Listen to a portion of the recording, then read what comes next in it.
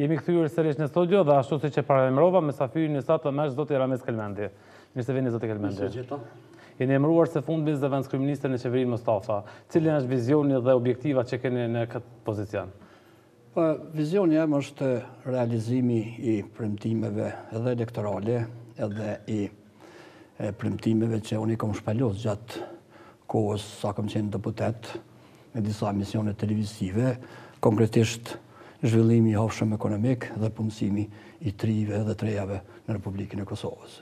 Si ju kanë pritur në qeveri anëtarët e kabinetit qeveritar? Mund të them që më kanë pritur shumë jashtëzakonisht mirë. Nuk e kam pritur që kam e pas një mikpritje të tillë. Edhe pjesa PDK-s? Po, të gjithë.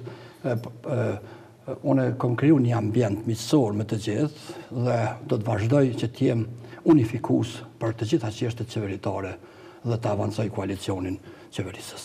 Cili do të jetë saktësisht pozicioni juaj, me çka do të mirëni ju zoti Kelmendi? Po që praktika dhe provoja ime më jep të drejtë që të merrna me çështje ekonomike. Pra, koordinimi me një numër të caktuar të ministrave që kanë të bëjë për çështjet, për zgjedhjen e çështjeve dhe kërkesave të shumta që kanë ekonomia e Kosovës, dhe ato për shembull Ministri i Financave, Ministria e Tregtisë, Ministri i Punës dhe Mbështetjes Sociale, pastaj i Arsimit dhe disa ministri tjera që janë kapak që akseptohen me kërkesat e mia. Edhe synoni që të realisht ta vizionin tuaj ta implementonin sa do të jetë mundur kjo në kuadër të këtij pozicioni që keni aktualisht. Po unë mendoj që ministrat kanë vizionin e vet, ndoshta unë do jam vetëm plotësues për disa çështje që i kanë munguar këtyre ministrave dhe për ka njohuritë e mia dhe kontaktet e mia që të shumta që i kam pas me bizneset e Republikës Kosovës. Pra, ministrat janë të e bënë një punë të duhur, unë vetëm të i plotësoj për disa kërkesa shumë të vogla që e bëjnë më efikas punën e ministrives dhe qeverisë. Besoni se do ta keni hapësirën e nevojshme për të shtyrë përpara agjendën tuaj? Po që gjendja ekonomike e Kosovës është e tillë që kërkon një angazhim të tillë dhe kërkon dhe akcepton një mbështetje për fuqizimin e zhvillimit ekonomik. Po, keni kaluar tashmë në lidhjen demokratike e Kosovës, jeni kritikuar për këtë gjë, pra për ndrimin e shpesh partive. Cili është komenti juaj? Po unë po mendoj që lëvizja e lirë e qytetarëve dhe orientimet politike janë në drejt kushtetuese dhe gjithkush ka drejt me lëviz kuadrat e partive politike. Nuk është ndaluar, prandaj këto e kisha ftuar që kush do që dëshiron me lëviz, nuk është kjo për të quajtur marrë, për arsye se interesat politik të shtetit të Kosovës janë shumë më madhor se sa interesat personale. A besoni se do ta gjeni veten në lidhjen demokratike të Kosovës? Po unë në të gjitha partitë e deri sotshme kam gjetë veten. Për arsye se angazhimi im është unifikues. Nuk është për të qartë, unë nuk bëj pjesë në grupe të caktuara politike brenda partive politike, dhe gjithnjë kam qenë i dashur dhe i mbështetur në të gjitha veprimet e mia, në të gjitha partitë. Edhe këtu në lidhjen demokratike nuk do të kam as pak problem. Pra, synoni që jeni unifikues i koalicionit PDK-LDK? Po se gjithmonë politika ime është unifikuese, se pa politika unifikuese nuk mund shtyhen proceset përpara. Këtu nevojitet mbështetje e përgjithshme e dy palëve në mënyrë që zhvillimi ekonomik të jetë shumë më shpejt se sa që kishte më jetë normal. Po, a synoni ndonjë pas në lidhjen demokratike të Kosovës, në hierarkinë e LDK-s? Me tregu drejtën, edhe në partitë e drejtashme, unë nuk kam pas ndonjë synim politik për arsye se i kam lënë njerëzve që kanë afinitete të ndryshme që të angazhohen dhe të merren me punë të caktuara. Unë kam një punë të caktuar tash në zëvendës kryeministër në qeverinë e Republikës Kosovës dhe nuk kam ndonjë afinitet për angazhime politike në parti. Po, ishte raportuar para se të kalëndet në LDK mundësia për të rikthyer në aleancën e zotit Haradinaj. A ka pasur ndonjë tentativë që ju të riktheheni sërish në AUK-n? Po, siç kishte bërë bujë një takim juaj me zotin Haradinaj në. Po, siç unë e kam respektoj zotin Haradinaj, normalisht që ne kemi pas takime, por vizioni im është me ardhur deri te një zhvillim pak më i shpejt dhe momentalisht nuk kisha mundësi që të pres zgjedhjet të ardhshme që do të ndodhen në 2018. Isha interesuar që këtë kapacitet dhe njohuri që kam të fus në veprim sa më shpejt dhe sa më mirë. Pra nuk Kjo ja ka po mësuar një farforme qëndrimi AOK-s në opozitë që të kalonin e AOK. Mundet me qenë edhe njëna për ati opcione, apo zakonisht nuk thena mas kur dalë. Ndërkohë tashme po flitit me të madhe se zgjedhjet e parakoshme do të ndodhin në Pranverë, cili është komenti juaj për? Që zgjedhjet e parakoshme janë veprime dhe qëndrimet e dy liderëve politik. Unë i mbështes, çfarë do vendimi që sjellin këta dy liderë, në veçanti lideri i Lisë Demokratike të Kosovës dhe si do të bëhet, unë e mbështes. Synoni që të jeni sërish pjesë e qeverisë së ardhshme në rast që po supozojmë vendi shkon në zgjedhje? Po synimet e mia dëshiroj të mi përmbush.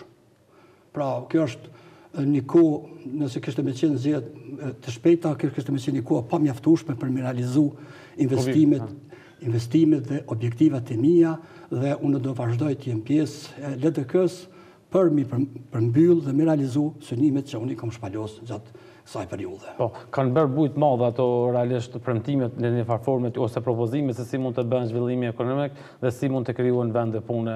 Realisht i keni proklamuar në debate televizive. A vazhdoni të besoni tash pasi jeni emëruar zëvendëskryeministës se mund të bëhen ato shifra? Që unë ato shifra i kom me bazë matematikore, janë numrat mëdhej, por janë të domosdoshëm, të duhur për më të realizu zhvillimi ekonomik i duhur i për Republikën e Kosovës. Nuk bëj pjesë në ata që Kosova të ketë një zhvillim ekonomik manufaktural.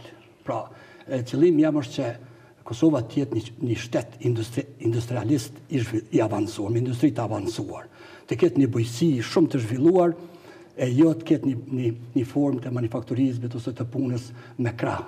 Sa ma shumë që të kemi investimet të avancuara teknologjike, tyrat për të punësuar dhe për pronarë kanë me qenë më të mira dhe gjendja materiale e punësuarve ka me qenë shumë më ndryshe se sa që kishte me qenë me zgjedhjet e ndryshme tjera. Keni pasur një qëndrim për çështjen e demarkacionit, keni thënë se nëse deputetët vazhdojnë të jenë polarizues karshi kësaj çështje, vota juaj kur keni qenë deputet do të ishte kundër. Cili është qëndrimi juaj? Tani si duhet veprohet për kitas me demarkacionin? Që unë tash jam pjesë e qeverisë, jam pjesë e LDK-s. A më shet një verzionin e tanishëm? Unë e mbështes gjithë një qëndrimet dhe synimet e qeverisë e Republikës Kosovës. Mendimi jam ndryshe në raport me qeverinë e Republikës Kosovës kishte me qenë se nëse kom venin aty. Prandaj, unë jam një i punësuar, i disiplinuar për vendimet që qeveria e Republikës Kosovës si sjell dhe unë tentoj gjithë një të zbatoj me përpikveri. Mirë, po keni thënë se nuk mund dilni kundër vullnetit të banorëve të Rrugovës. Tash është në dorë të parlamentit. Parlamenti i ka deputetët të cilët vendosin në interes të shtetit të Kosovës. Kur ishte ju, zoti Kelmendi, zgjedhjet e parakoshme, apo insistoni që të shkohet me kohor, pra që zgjedhjet të mbahen në 2018? Unë po mendoj që nga një periudhë që kam politike, për 2010-s, zakonisht asnjë qeveri nuk është se ka çuar mandatin deri në fund. Kështu që për 2010-s sajm në politikë, sidomos edhe kur kam qenë shumë kohë në pozitë, gjithnjë shton që pranvera do jetë me zgjedhje. Pastaj vjeshta me zgjedhje. Pranvera me zgjedhje dhe vjeshta me zgjedhje. Kjo është një farlloj që ne e quajmë ushqim për mbajtjen në tension të antarësisë për partitë politike që janë në opozitë. Dhe pak si lloj tensioni dhe pak si lloj ushqimi e partitë opozitare nuk kishin me mujt me mbajt nivelin e vet elektoral. Prandaj zgjedhjet janë parapame në 2018, nëse liderët politik mendojnë ndryshe, ata vendosin dhe zbatohet. A mund të ndikojë, zoti Kelmendi, kalimi juaj në LDK në prishjen ose në një farforme tensionimin e situatës mes partnerëve të koalicionit PDK-LDK? Është evidente se PDK nuk e ka mirë pritur kalimin tuaj në LDK. Është që unë nuk isha pas që me qenë ai faktor i prishjes së koalicionit, për arsye se kishte me qenë një dëm i madh për qytetarët, e sidomos për njerëzit që e presin zhvillim ekonomik dhe punësim. Kishte mu prolongu edhe nuk e doj këtë mendim që i zhdash unë i tim faktori prishjes së koalicionit. Mirë, po është evidente që PDK pra thashtë edhe më herë nuk e ka mirë pritur kalimin tuaj.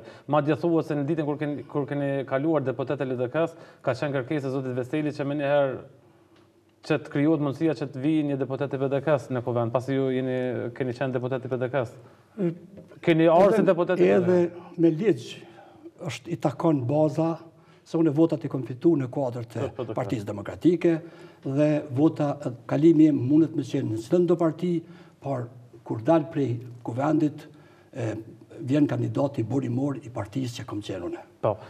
Nuk ka pas aty nevojë për shqetësime, për arsye se në momentin e emërimit në postet qeveritare, ndërheqja shkon automatizuar, edhe pse unë jam shkuar dhe e kom thonë vetvetiw, dhe në atë moment me njëherë vjen në radhë deputeti i PDK-s për Parlamentin e Kosovës. Flasëm këtë në fund zotë Kelmendi për çështjen e vizave, qytetarët vazhdojnë të mbesin të izoluar, demarkacioni është larg ratifikimit dhe me gjas vendi do të vazhdojë të mbetet të izoluar. Cili është qëndrimi juaj për këtë çështje? Siç unë kam qenë gjithnjë i thtarë që qytetarët e Republikës Kosovës me lëviz, lirshëm, në dy aspekte. Jam kon interesuar që të rinjtë e Kosovës të kenë një shkollim apo një vizit biznesore, informuese në shtetet e perëndimit. Për arsye se teknologjia dhe lidhshmëria e Kosovës duhet bëhet me Evropën. Në këtë rast dhe në mungesë të vizave, shpeshherë qytetarët bëjnë lidhje tjera me lindjen, që është e dëmshme edhe për ne, po është e dëmshme edhe për EU-n.